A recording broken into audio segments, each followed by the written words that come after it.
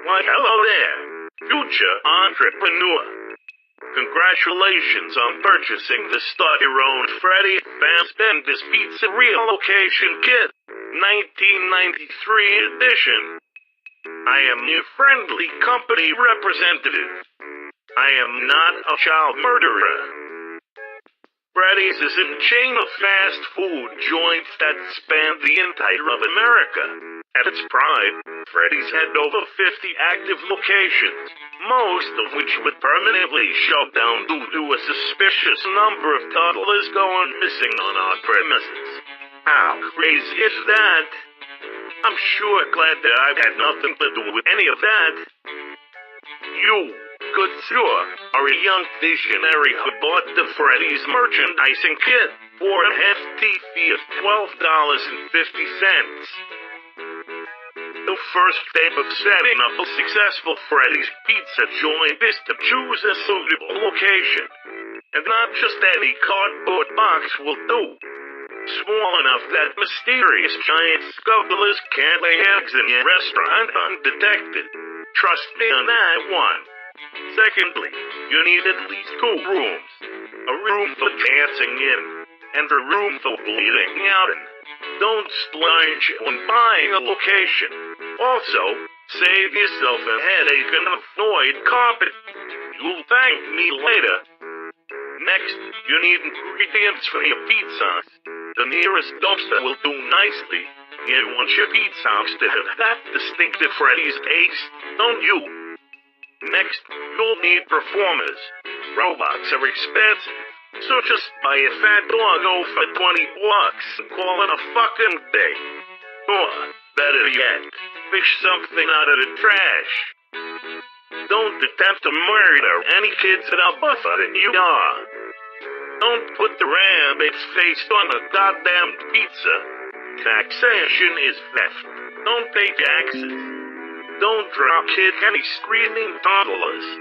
And don't the facts during business hours. That's all I have for this tape. Goodbye, future restaurant owner.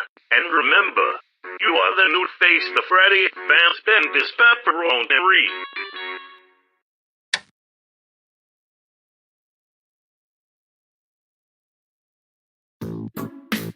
Why, hello there, future business owner.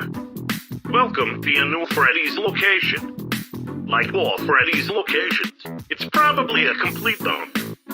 But rest assured, with enough business-savvy antics, you'll be able to afford running water in no time. Your Freddy's issued camera panel should now be sent to your restaurant's current layout. The pressing is simple. Most beginning Freddy's locations have at least 2 rooms, a dining area, and a safe room. This is your dining area. If you were lucky, you've had enough money left over after buying the place to afford tables. What kind of lucky fellow would choose to start up at Freddy's location A? Don't worry, with time, you can upgrade everything from the floors, to the walls, to the moss on the walls. Dream big, think of better moss.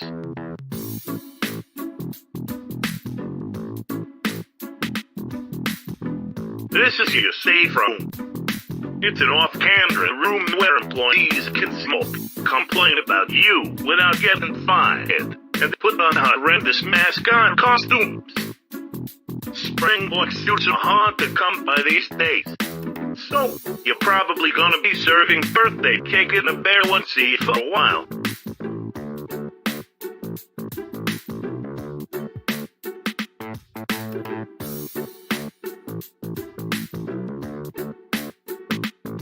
Frenato, entrepreneur. Soon enough, you can buy death traps, and then hire young adults and older neighbors to dine them. Gravy.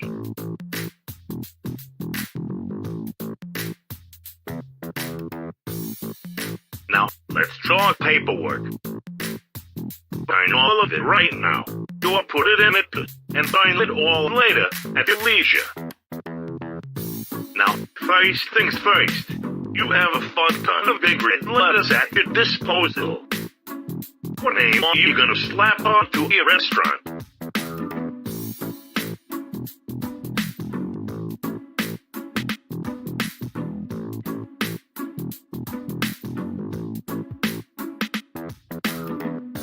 Good choice, I'm guessing. Now, we also included several cut-out Freddy's heads to go above the name of your pizza joint. Corporate didn't want me to throw in this Fredbear cutout, since we accidentally took it mid-chunk, while he had a kid in his mouth. But since I'm the only one here now, I put Fredbear's head in the damn pile. So, choose wisely.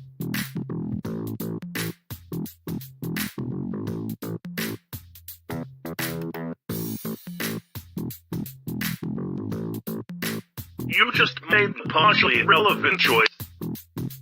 With all of that out of the way, it's time to go outside, put up your tacky bear head, and call this place open.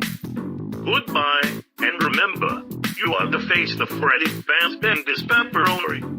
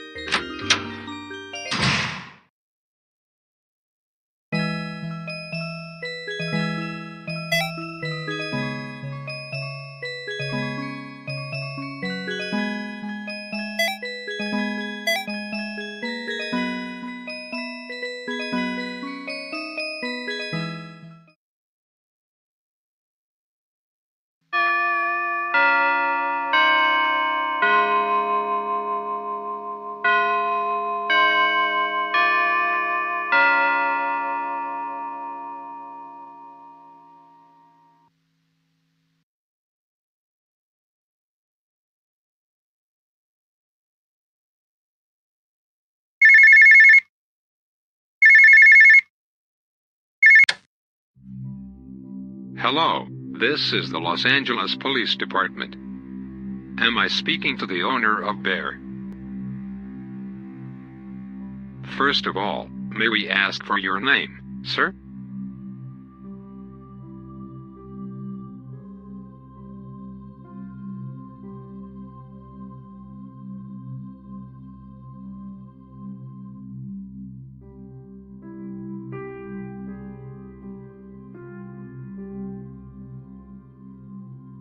Okay, thanks for that.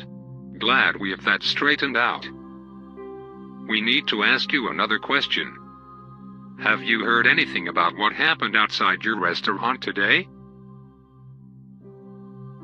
Basically, a child named Jacob Adams got abducted outside the new Freddy's location at around 5 p.m.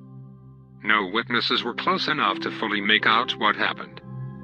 And the reports that we've gotten so far are totally outlandish and paranormal. We know that you were inside when it happened, and we're just calling all nearby businesses out of courtesy. Please, be vigilant. Something is outside your restaurant, and it has already taken one child away. Make sure to lock up tight, and to keep a close eye out. Good night. Stay safe.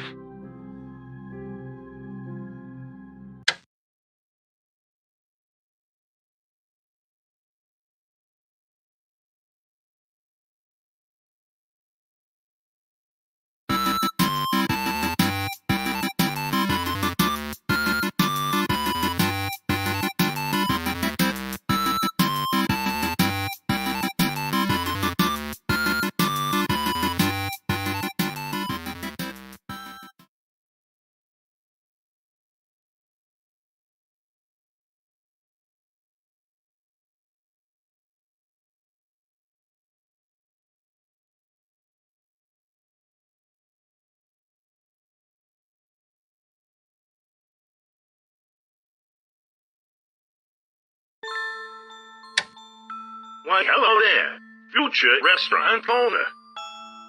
Look, I'm gonna level with you. I don't know what you're gonna hear these pigs in, but all I know, Afton Robotics has closed its doors, and no new robots are being made. What? All of that aside, why would you want to spend money on brand new robots when you're just gonna get children's blood and buffalo wing sauce all over them a month after purchase? What you should do is cut corners. Cutting corners at the cost of customer safety. Why, that's the American dream. So, here's what you need to do. Grab a phone book and look for the nearest abandoned Freddy's location. Most of them are abandoned as of me recording this, so unless they're all bulldozed or burned down, you've got easy pickings. Go to whatever location you can get to, find your way inside, and then take the most complete robot you can.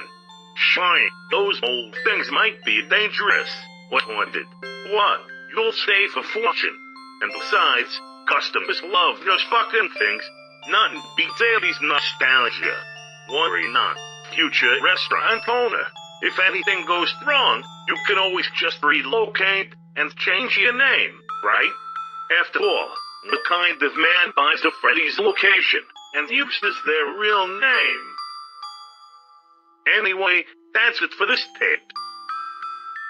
Goodbye, and remember, you are the funky face of Freddy Fazbender's pepperoni.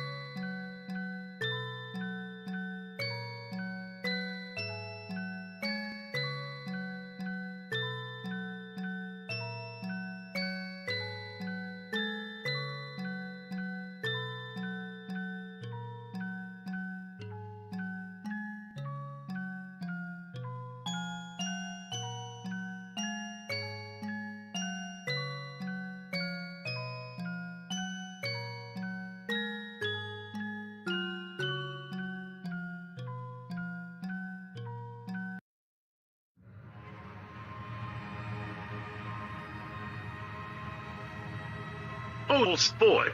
Is that you? That's no way to greet an old friend.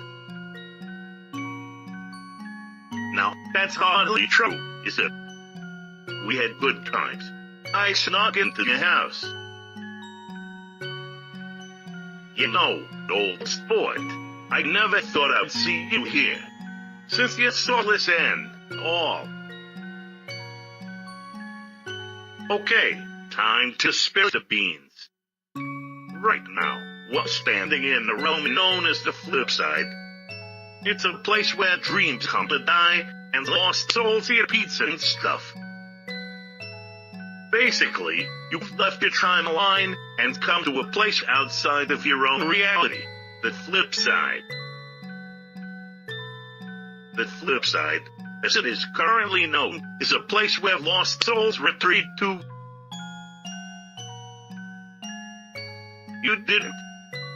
You used the damn fax about 12 times while it was haunted. Please tell me that you didn't actually think that a sentient child's mind was inside that fax while you were doing the do.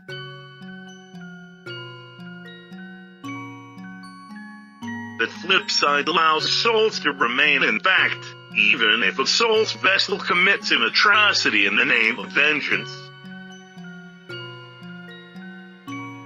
Okay, stuffing night guards into suits, buying other kids, being called fairy brother blue testicle by workers. That's too much for a child's mind to bear. Over time, souls tend to retreat to the flip side. And as a result, their vessels become more variable, which is why I'm here. I've been here for years, to be honest. Or some form of me has, at least. Here's a word of advice, sportsy. Never try to put a soul back into a corpse. Especially not over and over again.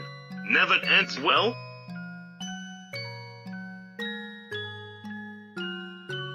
For the longest time, I always wondered, why don't all ghosts do this? I know now. Years and years of clinging onto my own dead body has caused my soul to rot and tear itself apart. The more reasonable side of me has retreated here. More or less. I have no clue where my feral side has got up to. It's still out there, I bet. It usually comes back. It always does.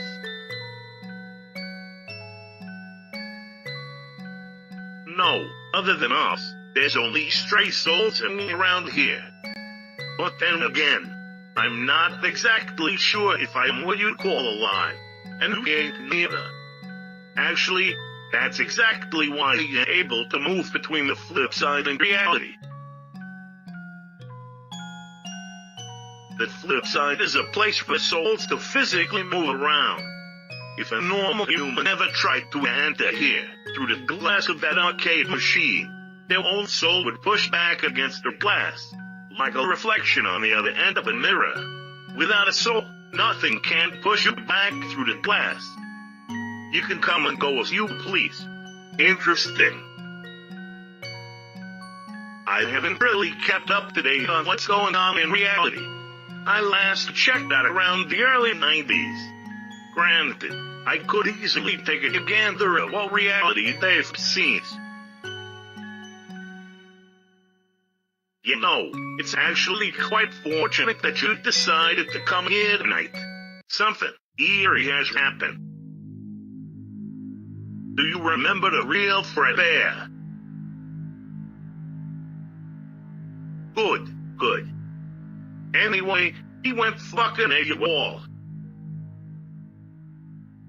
Well, being an unliteral entity, he spent quite a lot of time here with the lost souls, watching reality, waiting for the right time to jump in and fight evil.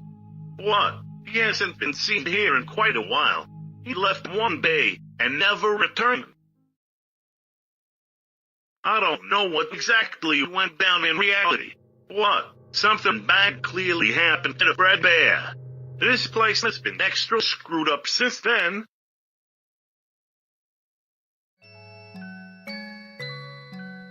I've tuned about 335 guitars, made a few dozen pizzas, rugby tackled most of the robots at least once. I'm just really bored, to be honest. Say, if you're going, perhaps I could join you.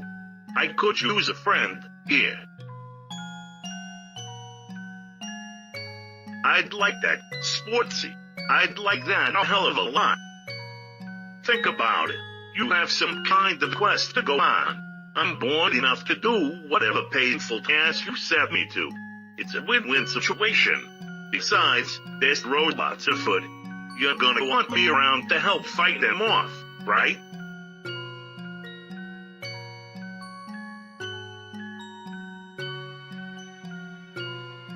Oh, this is gonna be so much fun. It'll be like a slumber party, except we're fighting 7-foot-tall animal robots and searching for dead people.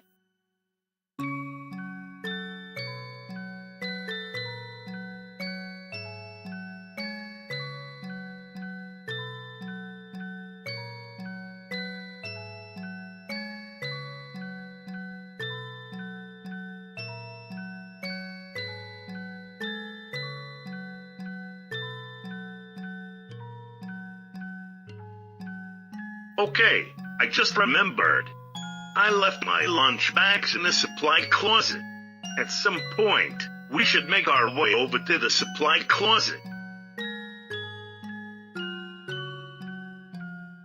Let's just keep moving to the right, and hope we'll eventually hit it.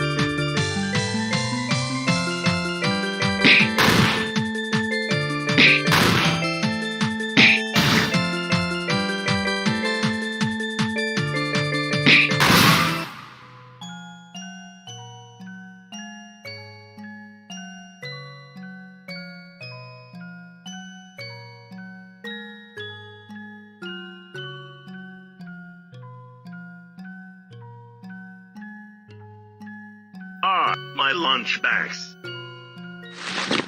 Oh, that reminds me. What were you looking for again? Oh, right, that.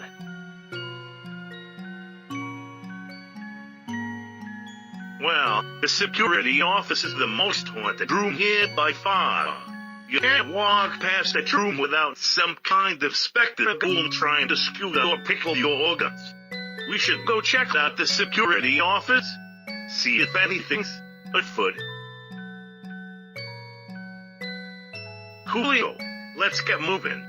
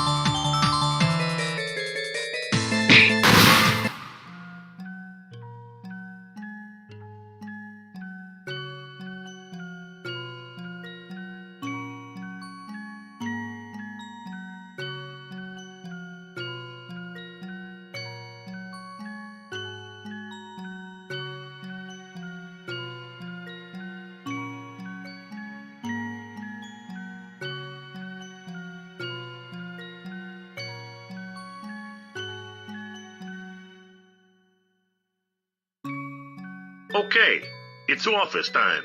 Sportsy.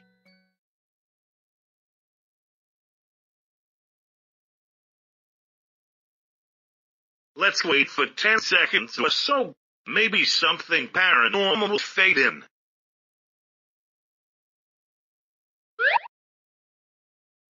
There you have it, old sport. Something paranormal.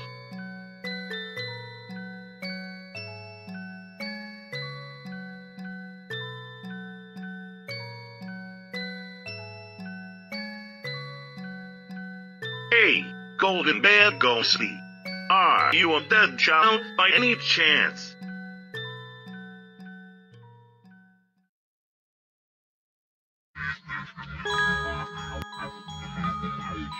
Me?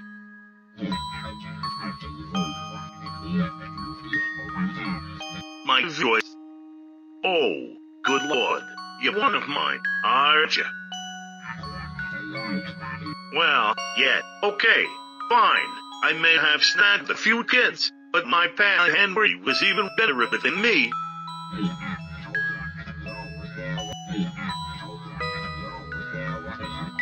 Oh, no, that's not Henry.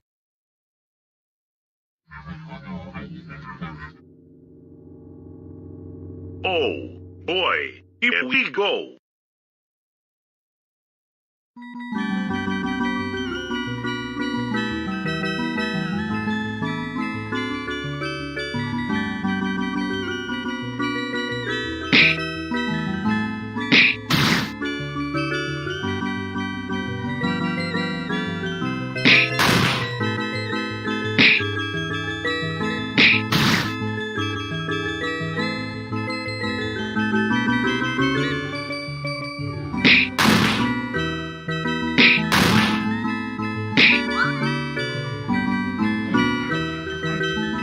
I fully intend to do exactly that.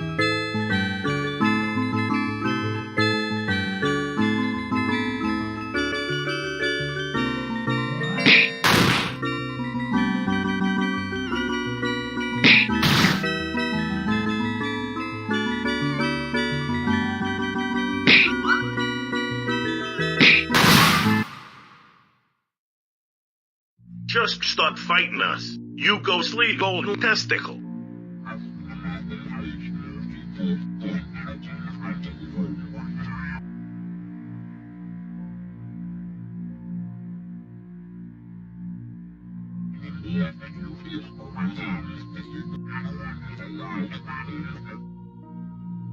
You saw Sportsy on the news.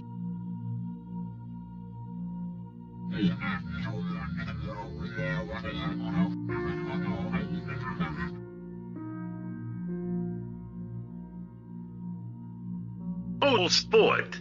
Since when do you own your own Freddy's restaurant?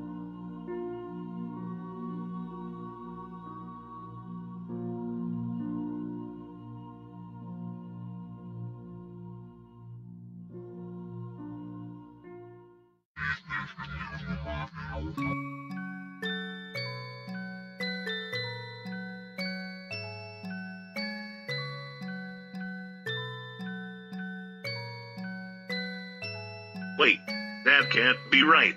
That would mean...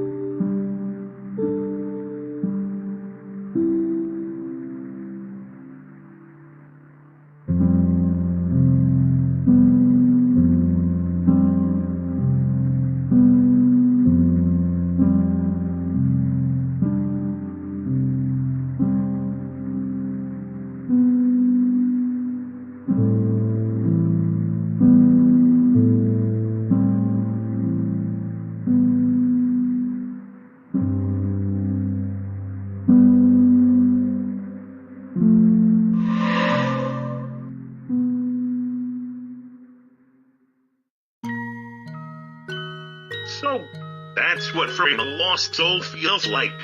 Oh, it feels kinda nice. What he said, oh, it raises some concerns. Well, about some of the stuff Henry told me. These kids are just like you, Willie.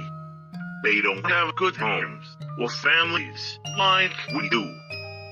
Look at how happy they are here. Don't you want them to experience this forever?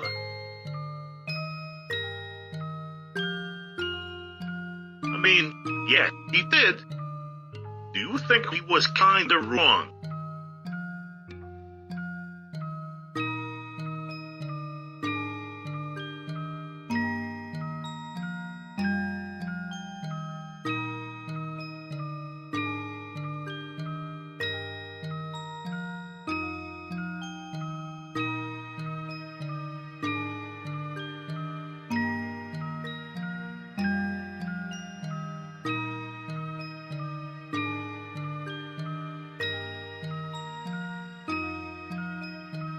What are you saying?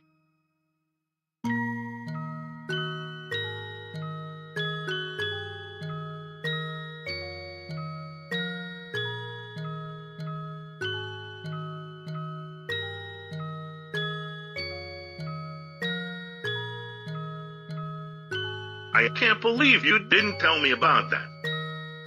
Did you buy the Start Your Own Freddy's kit, 1993 edition?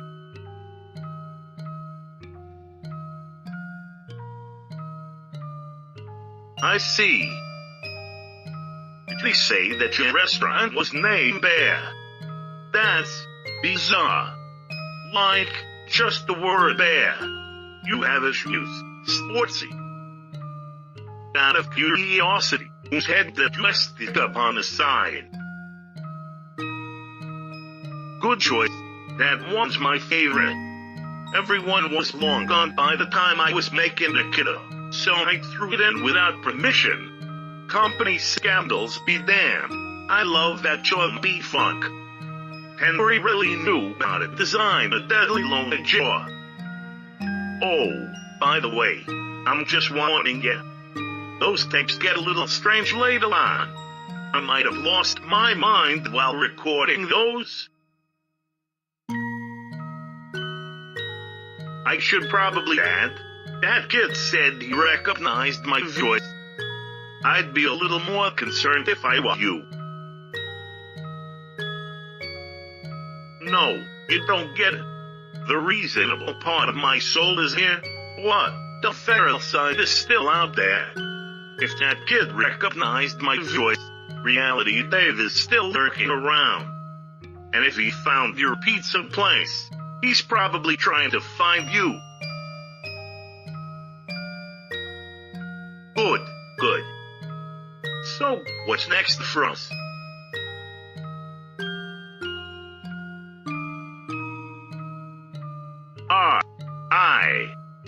I guess I'll just alone. Time doesn't exist here anyway, so who cares, right?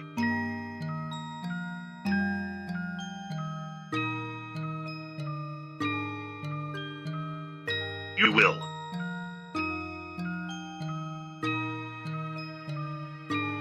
Shoot, old sport.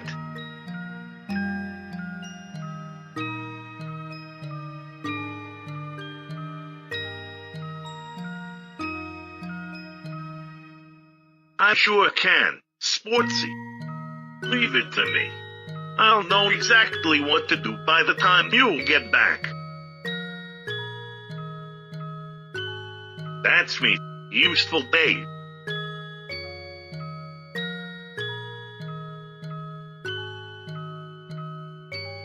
Why, Sportsy.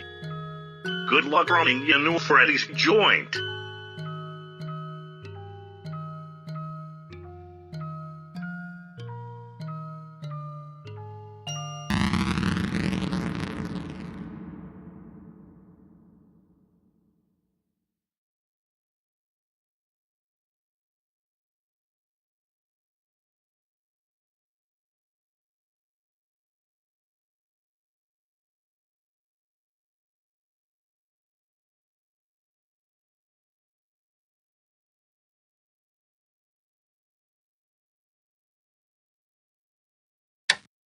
Why, hello there.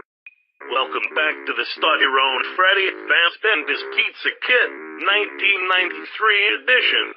You've launched your own mediocre pizza joint and you have somehow got an entire month without burning it down or flooding the place with our cheese. Gravy. Now, it's time to expand, baby. Business is hard. Taxes are lame. Don't be a fucking square, man. Go order Freddy's Issue's own guy from Afton Robotics. Or better yet, the black market. Own guys come in all shapes and sizes. They all have phones for heads though, before you ask. Every location has one. Even that one doggo location. All phone guys are made from 100% recycled spring-locked Freddy's employees. So don't worry about animal cruelty. Rest assured, most of these men were probably dead before they got turned into living phone people. Everyone has their answering machine wiped repeatedly, so they won't be able to remember anything about their past lives. Mostly. Also, if you decide to lure away and murder any children, turn off the security cameras first, or at the very least, remember to crudely paste a picture of your janitor over yourself in the CCTV footage, so he gets nabbed for the crime instead of you. That's all for this kid. Remember to smile. You own this fucking place.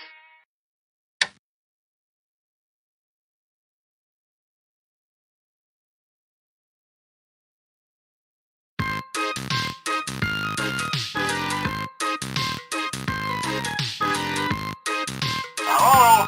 Hello?